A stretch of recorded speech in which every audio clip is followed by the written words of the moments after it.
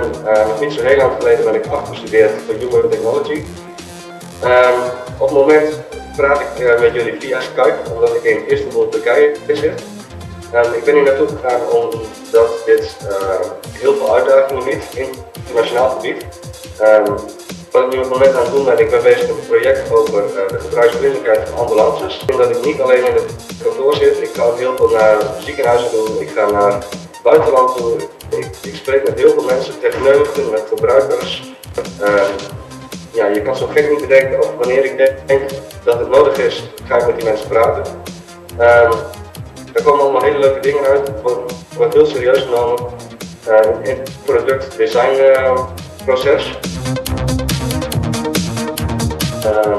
open-minded is. En je moet niet alleen naar jezelf kunnen kijken, ook jij bent niet altijd de gebruiker van een product of dienst. Het zijn soms ook gewoon veel andere mensen en het is heel belangrijk om je goed te kunnen verdiepen in die andere mensen. Human Technology heeft mij echt de wereld geopend. Ik had het idee om naar het buitenland te gaan. Dat valt me heel goed. Ik raad jullie ook aan om gewoon te doen wat je wilt gaan doen.